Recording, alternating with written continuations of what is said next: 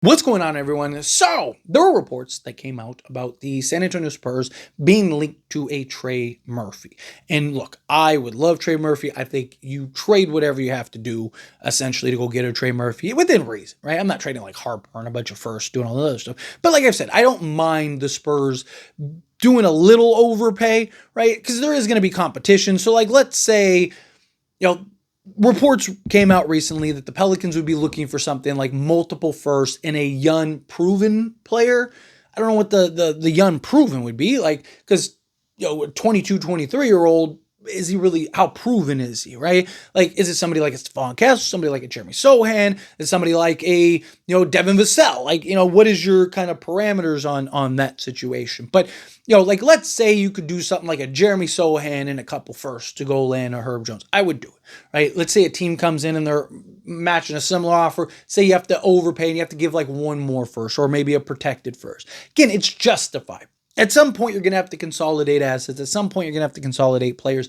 And Trey Murphy, he's got the age, the skill set, the two-way capabilities, right? He's a guy that could be a foundation piece. If you're trying to trade for some 32-year-old, I'd be like, absolutely not. No, it's crazy. But somebody that's young enough to be on this team for the next, 8 years, and he's already under contract for the next handful, is the next 4 seasons. So, he like, as you're starting to pay guys, he's not, you don't have to worry about paying him. So it kind of about like, it put you in a very good situation.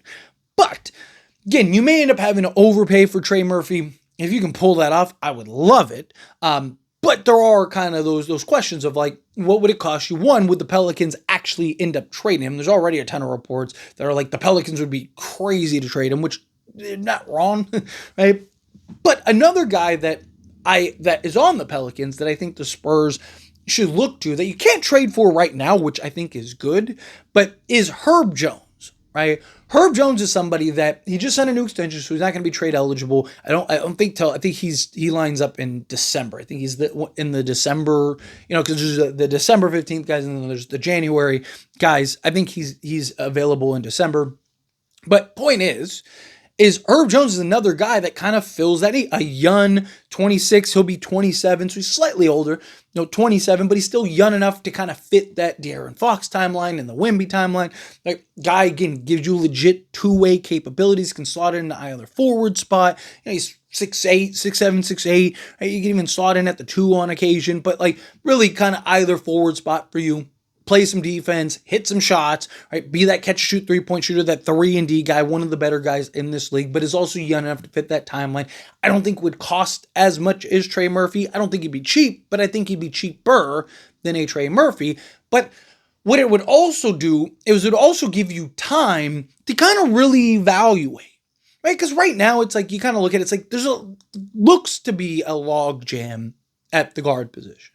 You got De'Aaron Fox now, who's on a max, who's going to be your point guard for at least the next few years, right? Dylan Harper, he said himself that he's fine coming off the bench in that like James Harden role, but he's not going to want to do it forever. That's why he used James Harden as a reference, not Manu Ginobili, right? Because he knows, like, I use Manu, then people are going to be like, well, you said, but if I'm like, hey, James Harden, he spent a couple years off the bench, and then moved into that and got to be the guy. I mean, that's what Dylan Harper said. So, that's the comparison. But Dylan Harper, he gets to kind of, he's going to be the guy coming off the bench, kind of figuring stuff out. You got Stephon Castle, who is going into year 2, take some strides. You got Kelton Johnson. You got several guys that can all kind of play the guard spot. But, like, who's those guards? Like, right now, it kind of feels like Devin Vassell's probably going to be the guy man out. But what if he isn't?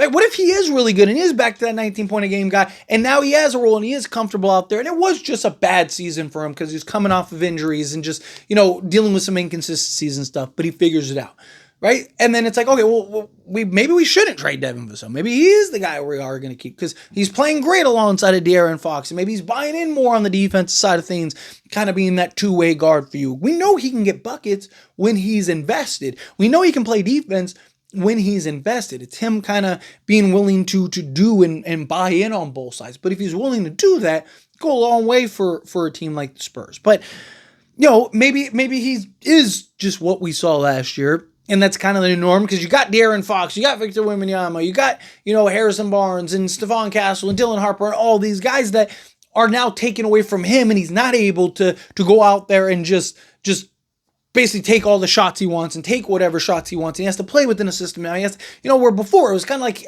most nights he was the guy. So it's like, here, take the ball and do what you want to do type thing, right? So the good thing about Herb Jones is that he would kind of give us time to really kind of be patient, wait, and then evaluate and see, okay, boom, Devin Vassell's the guy we can end up moving off of, right? And again, Herb Jones would be on multiple years, which is really beneficial to a team like the Spurs because they're going to have to start paying guys. And they're going to have to start, shoveling out some money here to have a guy that you don't really have to worry about for the next few years, 3-4 years, I think would be very beneficial to the team. But what does he provide? What does he bring? What could he bring to a team like the San Antonio Spurs? Because like I said, I talked about his age, versatile wing that could slot in either wing spot. He's more kind of that 3 spot, kind of play 2 through 4 for you, but kind of he's a guy that I want to see kind of slotted in at the 3, which is great because like guys like Carter Bryant, stuff like have the size and the length to play,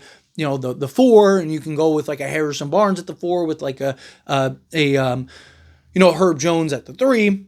But his first 2 years in particular, he played a lot of power forward positions, stuff like that. But last season, 20 games played, and I know 20 games not great. But the Pelicans were just decimated with injuries. I mean, across the board. Right? Everyone was injured. You look at the previous years, the other 3 years he was in the league, he played 76 games, 66 games, 78 games. Right? So, again, outside of last year, he's a guy that has been healthy. He's at least given you, on the worst season outside of last year, 66 games, which is over that 65-game threshold. So last year was kind of rough, which also impacted his numbers and everything, right? But 32.4 minutes per game, 8.6 field goal attempts per game, which was slightly more. He's a career 7.7 guy. And you look at the last, basically every year, but last year was 7 field goal attempts per game. And then shot total from the field 43.6%, which was the worst of his career by a pretty good margin. The previous year, he was 50% on 7.7 attempts. 3-point range. He was on 3.6 attempts, which is around what he's taken the last few years. He was 30.6%, which again, by far was his worst season. The previous year on the same number of attempts, 3.6 attempts, he was 41.8% from 3-point range. So again, it was last year, I think was more of an outlier for being honest, just based on the other sample sizes that we have. But 2-point range on 5 attempts was 53%, which again was the worst of his career on 5 attempts. EFG of 50%, which guess it? Yep, that's right. Worst of his career. Free throw shooting 82.5% on 2 attempts. 3.9 rebounds per game. 3.3 assists per game, which is actually the most of his career. 1.9 steals, so basically 2 steals, half a block, and 10.3 points. So he still gave you everything on the defensive side of things. Actually made more plays than he has in the past.